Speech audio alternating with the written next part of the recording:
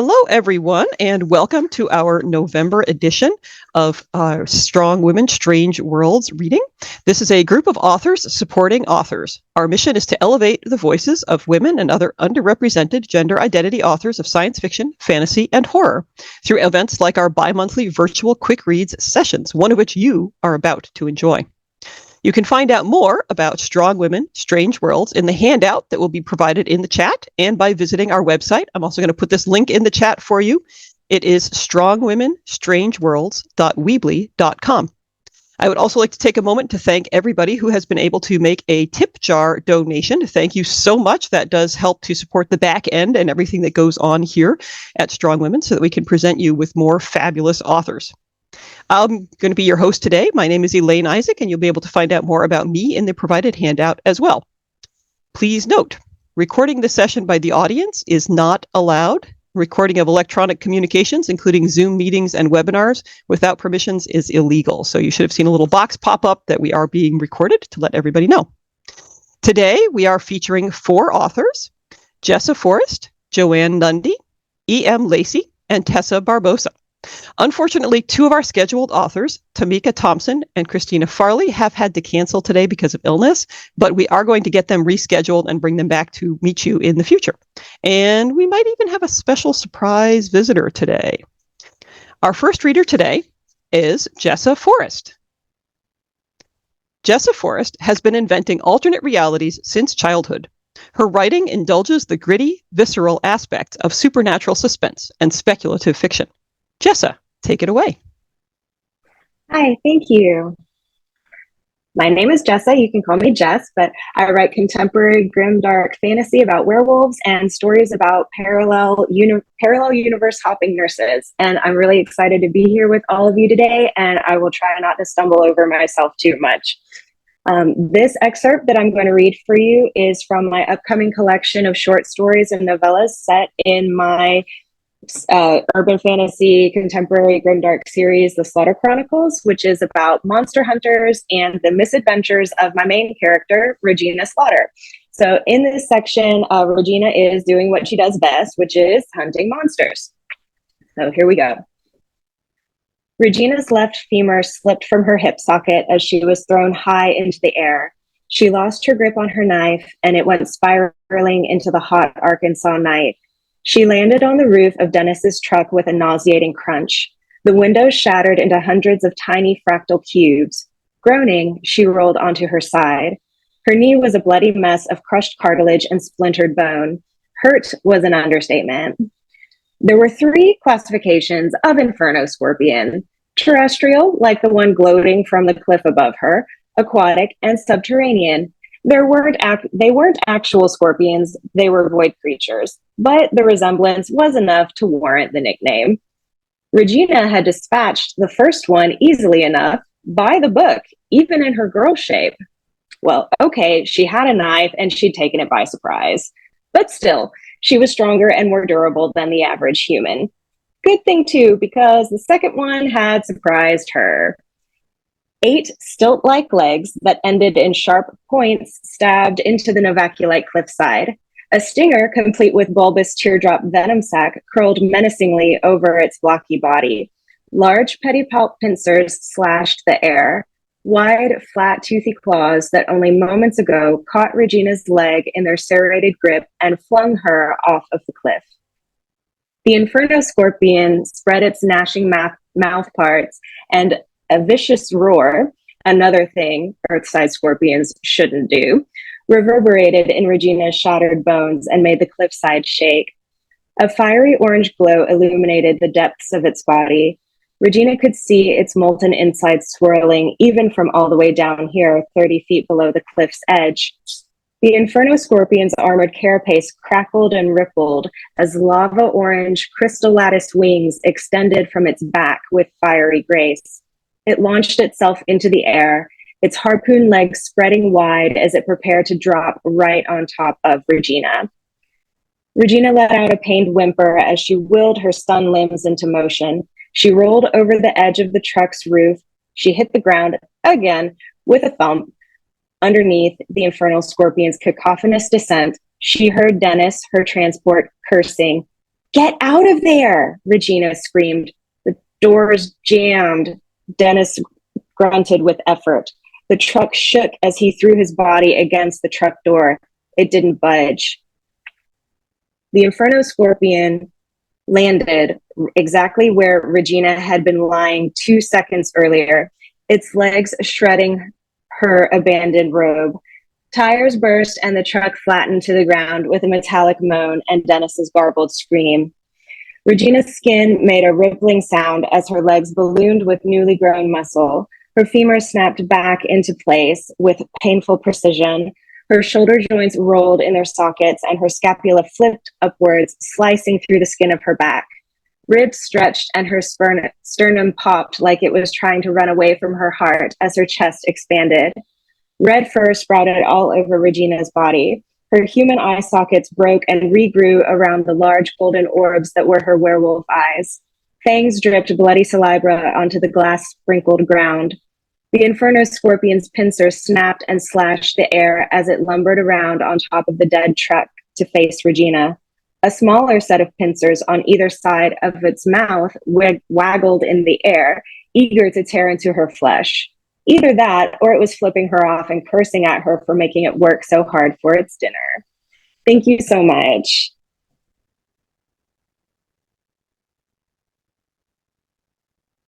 Wow, that was really extraordinary. We were like, now I definitely need more. Thank you so much for your reading, Jess. I really appreciated that.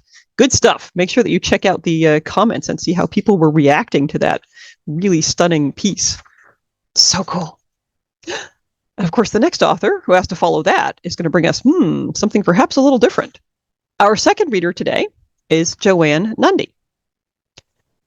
Jo Nundy is from Kingston upon Hull, Yorkshire, UK, and is the mum of 2 little people. She loves to write horror and sci-fi with a little romance sprinkled in there for good measure. She started out writing zombie apocalypse, but generally finds that she loves writing about strong women in any capacity. Throw them into some kind of trouble, and away she goes. So, Jo, bring it on. Hi, thank you for having me.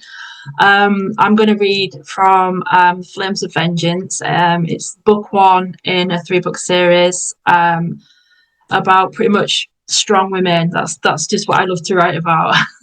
So I'll start with chapter 1. Gabriella wouldn't have described herself as a lover of men, but she did have 2 very fun things she liked to do with them. Using them for their bodies was all well and good, but killing them even better. The important factor, though, was that she refused to kill innocent people. She might revel in the death of the guilty, but she wasn't a complete monster. Gabriella unzipped her black rucksack, pulled the cold metal free, and built her concealable sniper rifle.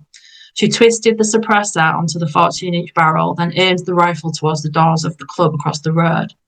The night air was cooling by the second, nearing freezing. Gabriella pulled her zip to her throat, but pulled down her hood, revealing her long, dark ponytail. She rested the gun safely on the brick at the edge of the roof, then peered through her binoculars. The streets on the other side of the club bustled, the evening only just beginning. Groups of women cackled and men, half drunk already, jostled and shouted amongst themselves. The cars drew nearer, so Gabriella dipped her eye to her scope and located the club's back door. The door flung open and a burly man in his early 40s appeared with a muscled, much younger companion. Both wore long black coats and earpieces, classic bouncer attire for the upmarket clubs. There may have been additional bodyguards she hadn't seen yet, but that never mattered to her. She knelt in front of the rifle and settled into wait, taking several slow, deep breaths. The cold filtered in through her nostrils and throat, and clouds covered the moon, concealing any light it might have shone her way. This could all be over in the next 30 seconds. The Range Rover's engines announced their arrival, and a few seconds later, the trio of black vehicles pulled up at the side of the club. Men exited the front and rear vehicles, leaving them idling as they took up strategic positions around the primary Range Rover. A bodyguard opened the rear passenger door as he craned his neck to check out the surrounding area. Not one man had looked in Gabriella's direction yet, but they would have seen very little in the dark in any case. Gabriella readied her scope as noise from the nearby street escalated. Laughing and screaming women in the throes of drunkenness got closer just as his leg appeared out the side of the car. His forearm followed next as the man grasped the door frame to pull himself out. Then his full head of hair came into view. Gotcha. This was the man she had been tasked with taking out. The higher-ups had taken a large sum of money in payment for the hit, and according to Karen, this was a hit that would be beneficial for them as well, whatever the hell that meant. The guy was bad, and that was all Gabriella needed to know. It hadn't taken much research to confirm. Gabriella placed her finger over the trigger and breathed slowly, her face pressed against the cold metal. With his head centered in her crosshair, she applied pressure to take the shot when a woman squealed nearby. The bodyguard who had opened the door pushed the target back inside as two others investigated. Gabriella pressed her lips into a thin line and tried to resume her breathing techniques until the chance presented itself again. No sooner had the bodyguard reappeared at the door, the target was climbing out, but with another bodyguard blocking Gabriella's sight, the black fabric of his coat concealing every inch of the target. Damn. For a moment, the top of his head poked just above that of the bodyguard, but before Gabriella could pull the trigger, the target dipped down to pick up a piece of paper. This was not going well. She ground her teeth and waited for his head to pop up again, but the cars had pulled close to the club door, and just as his head rose, the biggest bouncer shoved his massive skull in the way. He was inside the club. Gabriella closed her dark brown eyes and counted to 10 before she opened them again. She lifted the sniper and disassembled it, placing it back in her rucksack. The soft clicks of the metal attachments coming apart was the only sound on top of the building. Then she stood and peeled off her hoodie and black leggings, feeling the nip of the cold. She snatched a rolled-up dress from her bag, positioned a blonde wig over her dark hair, and put on a pair of heels. She had to go inside to get the job done. The question was, should she charm her way to his side or brutalise the lot of them? Leaving the bag on the roof, she descended the stairs of the office building and slipped back out into the frosty night. She could taste the brisk weather, chilling more by the minute. Her black bandage dress wasn't so obvious that she would stand out, but she looked damn hot should she need to get close. The knife strapped to her inner thighs were the only weapon she'd need inside, although she preferred a handgun. So I'll just take one of theirs. She strutted across to the club, running her fingers through her long blonde wig, pumping up the volume. Her turned-tan legs caught the attention of the two bouncers first, making them smirk at each other as though she hadn't noticed. Gabriella headed straight for the front of the queue that stretched several metres along the pavement. Murmurs went up around her as she approached the two bouncers. Long lashes fluttered up at them before they lifted the rope barrier and gestured her inside with a wink. Morons. The dark club enveloped her, providing far more warmth than the streets of London in these November months. Pounding music flooded through her chest as shadows danced between the strobe lights. The stench of beer and alcohol reached her as she moved deeper inside. Bodies swayed on the dance floor and groups gathered at the bar for more drinks, but there was no sign of her Mark just yet. The intel had detailed the meeting he was here for with another businessman, possibly a drug lord from somewhere other than the north of England like her hit. Impatience squirmed beneath Gabriella's skin at the idea of having to be inside the club. The guy had been lucky outside, but he wouldn't be for much longer. Gabriella eyed the roped-off area at the top of the stairs, but there was hardly anyone up there. She had studied the layout of the club long ago and knew which doors led where. She headed over to the toilets at the rear of the club and pushed through into the brightly lit hall. Her skin prickled and her senses ratcheted up as she passed the ladies' toilets and headed for the door she needed. A quick glance behind told her she was still alone. A flare of adrenaline spiked, igniting her phoenix just a fraction too much. She was due another injection in a couple of days, but the added work of this night might mean she'd need it straight after. Karen wouldn't be pleased if she let it go too far, but damn her, sometimes it felt too good to be set free a little. She concentrated on what she knew before stepping through the next door. The target had 6 bodyguards and 3 drivers. His team usually left the 3 drivers outside with one of the bodyguards, leaving 5 inside with him. The target was unskilled, so he wouldn't be a threat in the slightest. Even if he were, she wasn't bothered. Gabriella reached out to shove open the door and felt the crackle of energy reach her fingertips. She glanced down, seeing the sparks arcing between each finger. Well, well, well, she whispered to herself. You guys are getting more than you bargained for tonight. She stepped into a long corridor where 2 of the target's bodyguards stood at a closed door and a third stood farther down the hall. 2 men closed in on her, glaring. They were bodyguards too and must have been with the businessman her target was meeting. Their still sweat and the smell of cheap deodorant met her quickly as they drew too close. "Who are you?" the shorter grunt asked, his hand on his weapon holstered at his side. Gabriella could have pretended to be drunk, stumbling into the wrong place, but after assessing this group of men, she decided that wouldn't be necessary. She smiled. "Well, hello, boys. Want to hand me your guns now, or should I take them from you instead?" The short bodyguard's casual demeanour dropped as he gripped his Glock and almost pulled it free. "Tonight is going to be much more fun than I first thought." Thank you. Wow, that was fantastic. We were all right there with you. Cannot wait to find out what happens next. And you'll definitely want to check out Joanne's website, which is posted in the chat, or go to the handout and download that. And you will find all of these slides there as well, with reminders of what you are hearing. All right. Our third reader today is E.M. Lacey. E.M. Lacey brews fiction with a dash of caffeine. She crafts dark, urban, dystopian, and speculative tales filled with diverse characters. When not writing, she curates coffee memes, watches horror movies and anime, and reads books. You can find her at Comic-Cons and nerdy gatherings, bonding with fellow enthusiasts. Thank you so much. I can't wait to hear what you've got to share with us today. All right. Hi, everybody. I am E.M. Lacey, and I will be reading from inside the first trial in Song of Sin. So hopefully I will not stumble over my words. And here we go. All righty. A soft clicking echoed down the hall. The click, click, click morphed into scraping. Sharp edges dug into a surface not too far away from where Rel stood. What the crap was that? Rel's hands tightened around the figurine, only to connect with the flesh of her palms. Where did it go? She searched for the shelf next to the fireplace. The other figurine had vanished. The click, click, click started up again. This time it was behind her.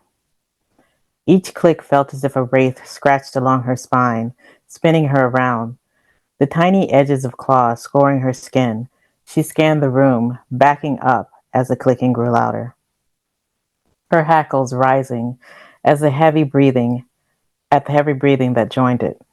Her nostrils flexed, registering new scents. Dead meat with a hint of blood filled the warm, moist air. Drawing on her beast, her vision washed red as she searched every corner of the room. Nothing. Not a hint of the energies she could normally detect when the strange cracks in the air appeared. What was more disturbing about the room was their absence. No cracks, no signs of the other world. What the actual crap?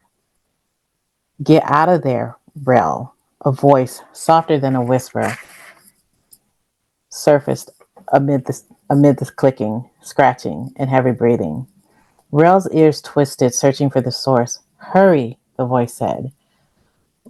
Rel did an about face, dashing down the hall, not excited about the option, but the hall led her away from the threat.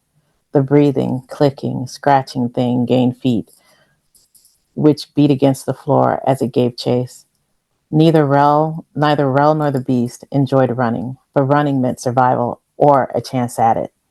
If anything, she would gain a little time. Time gave her a chance to strategize.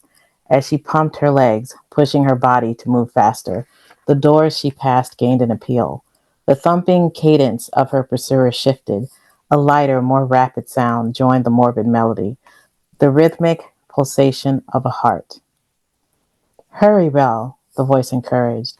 Its volume grew as she drew closer to the source, a dark blue door on her left. It moved in and out as if it were alive. The wood stretched enough to see a light inside, between the narrow gap between the wall and the door.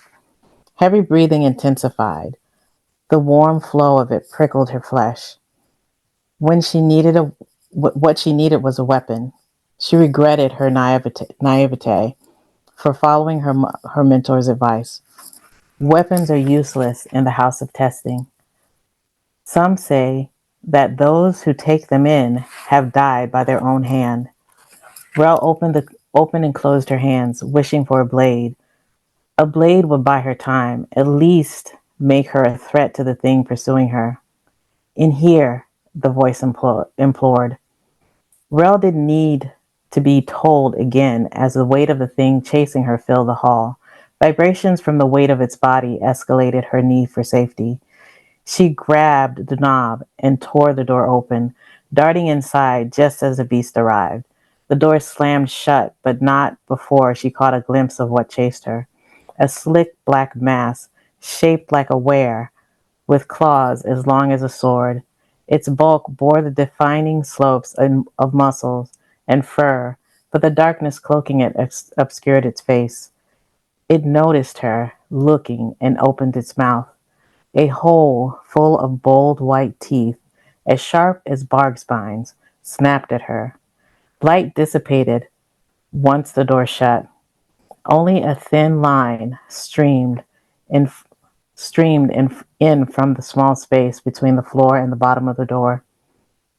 Rel lay on her back, held up by the backs of her arms.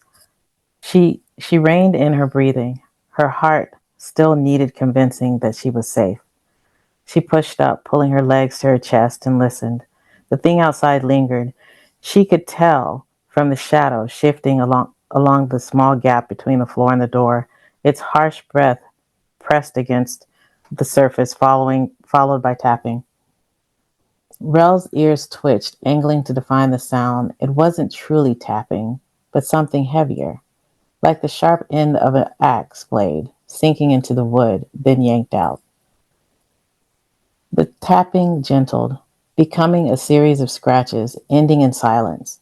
The breathing on the other side gained a rhythm to it, heavy but calm. Rel couldn't tear her eyes away from the dark blob at the center of the gap, chest heaving. In the recesses of her mind, her survival instincts screamed for her to move, but she couldn't. Part of her wanted to know what lay on the other side, to see its face. It was as if the thing outside read her mind, because it slammed against the door. Her heart hammered inside her chest. Her body instinctively curled in a protective ball as she threw an arm up to shield her face. She braced herself for the inevitable impalement by debris from the splintering door. Her breathing stopped. Reasoning kicked in after the creature rammed the door a third time and did not descend on her. Stretching out her limbs, Rel rose to her feet. The creature continued to slam against the door, but it did not give. What was it? Rafe said that she would not die. Again, the creature slammed against the door. It did not jostle on its hinges, nor did the wood crack. Fine white and gold particles shimmered at the core of the wood. They settled like wisps on the tip of the flower. The pack symbol took shape. Its presence stopped the creature's frenzy. Tap, tap, tap. Rel took an uncautious step forward, then stopped. Little wolf. Tap, tap, tap. Little wolf. Tap, tap, tap. Let me in. Tap, tap, scratch. Rel swallowed. A thud against the door sent her scurrying back. Let me end your suffering. It chuckled, then tapped again. Tapping morphed into a constant, slow pounding, broken by an ever-changing melodic request for Rel to let it in. She waited. Years of managing bullies taught her to remain alert but silent. Listening and observing were her greatest weapon. Predators always showed themselves while bullies told on themselves. Which was the thing outside? And I'll stop there.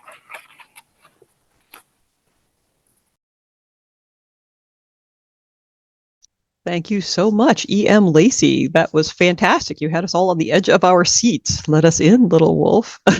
Watch out. Definitely you'll want to check out E.M. Lacey's work and the Song of Sin. Thank you so much for that great reading. Our fourth reader today is Tessa Barbosa. There is her slide. Tessa Barbosa is a Filipina-Canadian author who writes fantasy novels by night and software help by day. The Moonlight Blade is her debut YA novel. When she's not writing, you're likely to find her covered in paint or making things. Tessa, take it away. All right, I'm going to read a bit from chapter 12, and what you need to know is that Nara, who's the main character of the story, has to pass a bunch of tests to be considered fit to be ruler of their country. This book is set in a Southeast Asian-inspired fantasy world, so I talk about a baleta tree, which is basically a kind of banyan tree. So I'm going to start. At the center of the indoor rainforest grows a massive baleta tree. Its trunks twine together and vines drip from warded branches, stretching thirstily towards soil that is as black as coffee grounds. Aster planted this tree with a seed from our homeland. It was she who taught us immortal magic and founded our 7 violin sects. We have to tend to this tree, but the magic is not ours to control, it's yours. Our teacher points out the white papers tucked into its nooks and crannies. This tree has watched over the fortress since it was built. It is being nourished by the magic of our violin within these walls, and it will reveal the questions in your heart. To pass the test, you must answer 3 questions truthfully. Our ruler must have a pure soul, and its magic will judge yours. I've heard that this tree was a violin that Omo cursed for 1,000 years. Our girl stares at it wide-eyed. Our teacher simply shakes her head with a small smile. I can't tell if she's amused or sad. Either way, it isn't a denial. I look to my friend Varian, but she stands confidently beside me with her hands on her hips. Easy, she grins. She gazes at the tree with awe and determination, not fear. But I shift from foot to foot on the soft, sinking dirt. The other candidate seems small and diminished beside it, and even the boy in the yellow tunic hangs back. Our teacher guides us apart and spaces the 10 of us around the tree. Something beyond the tree's hulking size is unnerving. The air feels so charged with energy that my fingers and toes prickle with pins and needles. You may begin, our teacher shouts, and startled birds spill out of the tree trunk like a cloud of locusts. I huddle to the earth as wings and claws scratch my back. They disappear into the canopy around us, and when I get up, shaking, none of the other candidates are in sight. Just the tree, just birds. I take a deep breath and pluck a paper that's wedged between 2 branches and unfurl it. At first, the paper is blank, but as I glower, a line of words appear in my own handwriting. What kind of Reina would you be? It asks. Strangely, I hear the words in my friend's voice, and I picture him glaring at me. I consider my answer with care. Fair, I say, and the tree rustles softly. True, the paper reveals. A scream is followed by a thud, and I crane my neck to see what's happening. Vines stretch, and I spot a flash of yellow. The boy who pushed me in the grove shrieks as he's lifted onto the baleta's branches by his wrists. My body tenses as I eye the branches, but they remain unmoving around me. Focus on your test, candidates. Our teacher cuts the boy free, and he hits the ground with a whimper. There's nothing to worry about, she says. But she braids twigs into patterns of protection when she thinks no one is watching, and glances at the tree nervously. I don't have a good feeling about this, regardless of her reassurances. I snatch her second paper, and the words slowly ghost across its surface. Why did you come here? It asks in black ink. I want to be Reina, I whisper. For several seconds, nothing happens, but my question is replaced by a single word. Liar. A root shoots out of the dirt and seizes me by the ankle. Its grip tightens and drags me towards the baleta's trunk. I drop the paper and struggle to untangle myself. To save my mother! My stomach hits the ground and I rake my hands to grasp hold of anything I can, but the roots writhe like snakes and I don't find purchase. What else could it be? I kick at the tree as the soil opens around my legs and drags me downward. My knees disappear into a black hole and I scream. The roots wrap tightly around my legs and the weight of the earth presses down, suffocating my body. Their hold tightens further and drags me deeper. My chin hits the dirt and I flail my arms as the tree sweeps leaves overhead. It's going to bury me alive. I'm going to die here. Struggling only sinks me faster into the loose earth. Because I'm tired of all the hateful people and the dusty roads, I want to prove I'm not as worthless as everyone thinks. Maybe I'm just being selfish, but I want more, I shout. I cough up dirt as the roots release me and tremble as I dig myself free. The worst part is, Although I would deny my selfishness to everyone, including my sister, it's true. Vines surround me as I climb out of the pit I nearly died in. Bits of torn cloth peek out from between the knots on the balletta's trunk. Branches that look too much like arms turned to wood stretch out towards me as if there are people trapped inside, begging for help. I'm not a pious person, but I start to pray.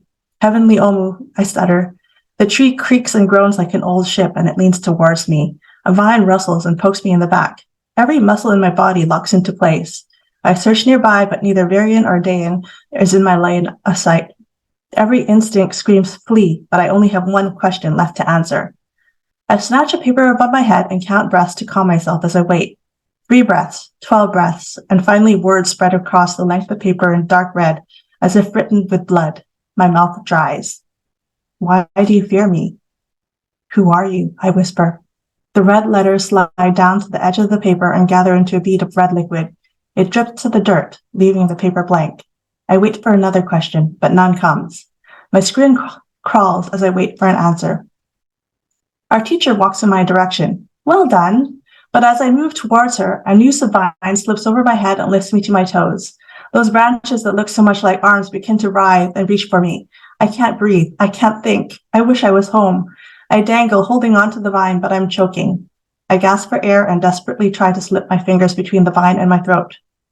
The tree snatches everything that moves and plucks fleeing birds from the air. I struggle as the balletta drags me towards its center. Our teacher screams as the tree pulls another boy upside down by his ankles. He hammers his fists against the snaking vines, but they close over his mouth and the canopy swallows him. A vine whips around our teacher's waist and tears her away from me. I can't even scream. I sputter for air and kick my legs, but I can't save her. I can't save anyone.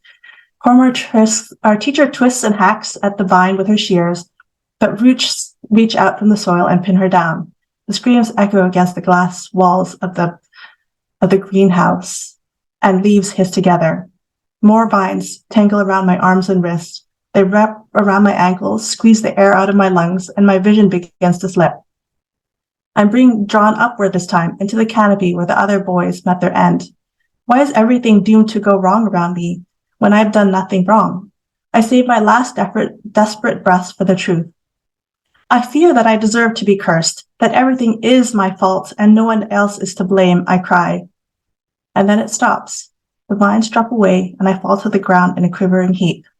Our teacher rushes to my side and pulls me free of the roots knotted around my legs. I cling to her and dig my nails into her arms as I steady myself, but she doesn't protest. This should not have happened, she says, then looks me up and down. Her eyes are on my neck. I don't know what she's seen, but I shrink from her gaze. Rest, have a bath and something to eat. All will be well soon.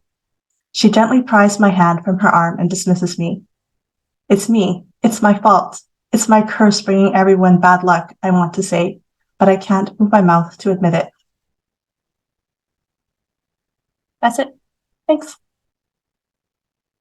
Whoa.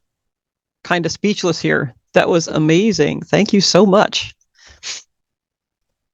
So we had 4 readers on our schedule today, but wait, what's this? I sense a presence. I think there's a 5th reader coming to join us. Someone else is here in the room with us today. I think it's E. Nesbit.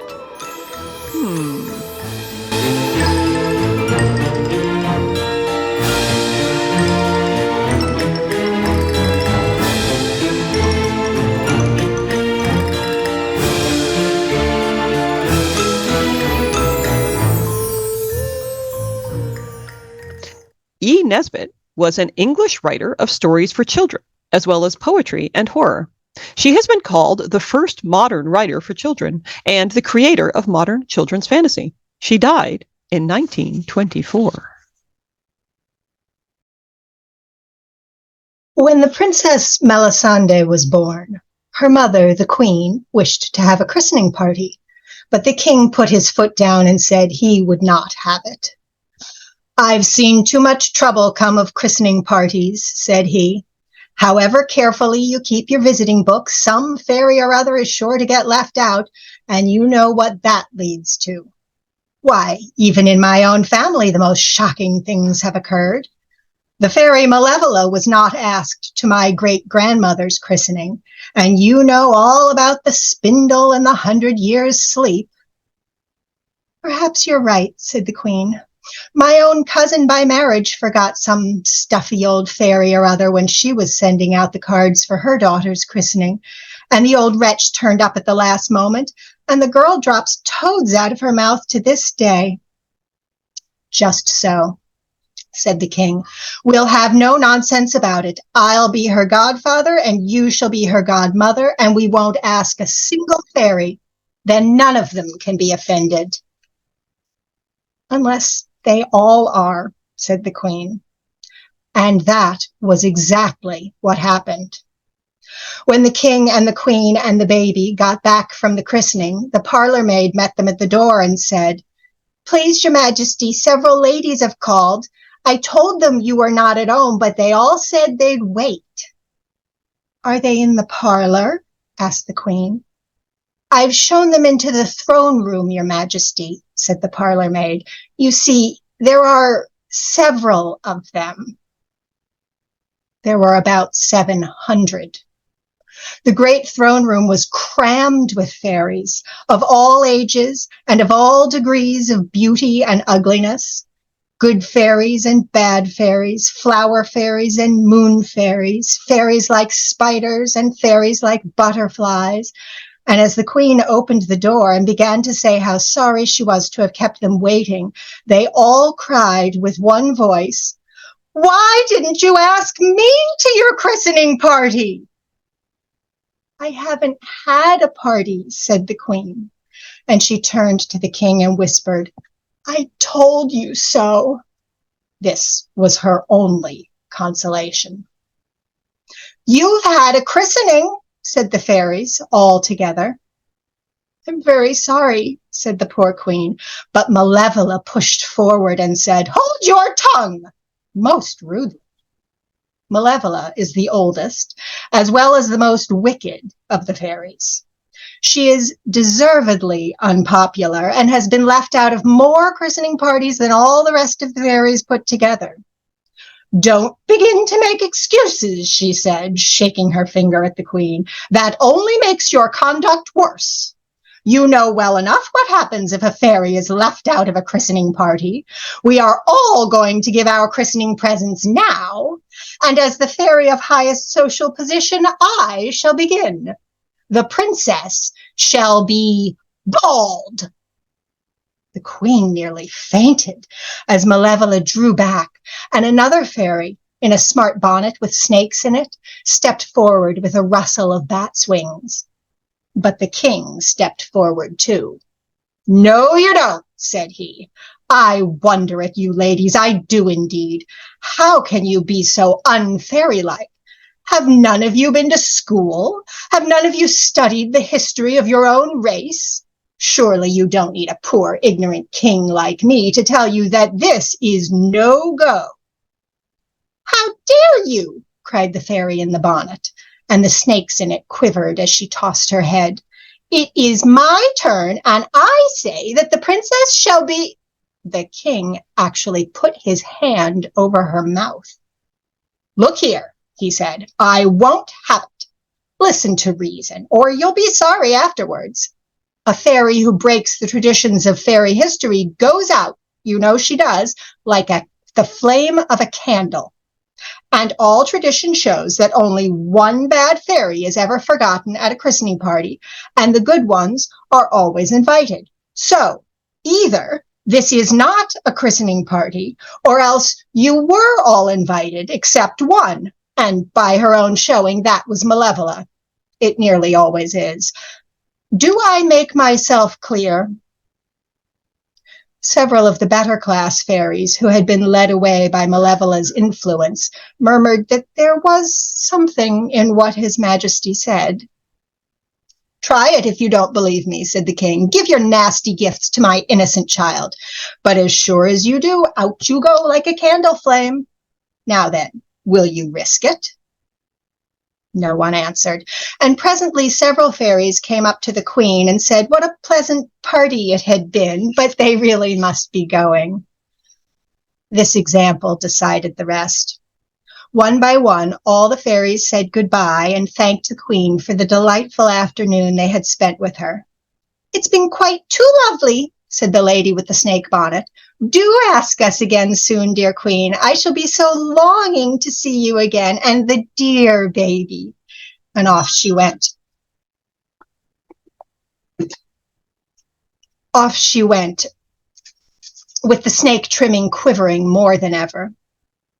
When the very last fairy was gone, the Queen ran to look at the baby. She tore off its Honiton lace cap and burst into tears, for all the baby's downy golden hair came off with the cap, and the Princess Melisande was as bald as an egg.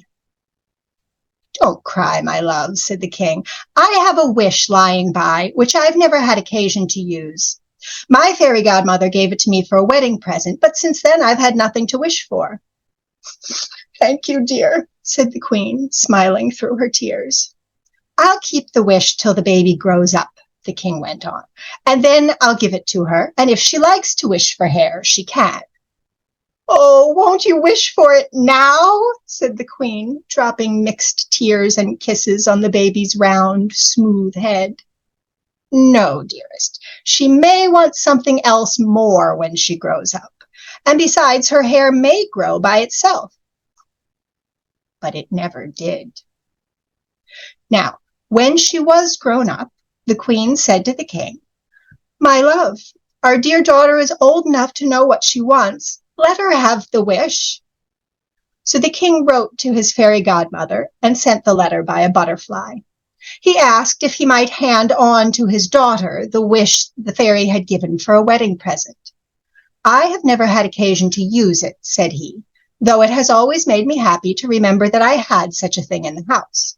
The wish is as good as new, and my daughter is now of an age to appreciate so valuable a present." To which the fairy replied by return of butterfly, "Dear King, pray do whatever you like with my poor little present. I had quite forgotten about it, but I am pleased to think that you have treasured my humble keepsake all these years. Your affectionate godmother, Fortuna F." So the King unlocked his gold safe with the 7 diamond-handled keys that hung at his girdle and took out the wish and gave it to his daughter. And if you wish to find out how that all worked out for them, you'll have to look up a book in your library or find it on Project Gutenberg and find out. Thank you so much, Anne, for joining us today as E. Nesbit and sharing one of the foremothers of fantasy literature. I think everybody really enjoyed that reading. Definitely worth looking up more of E. Nesbit's work.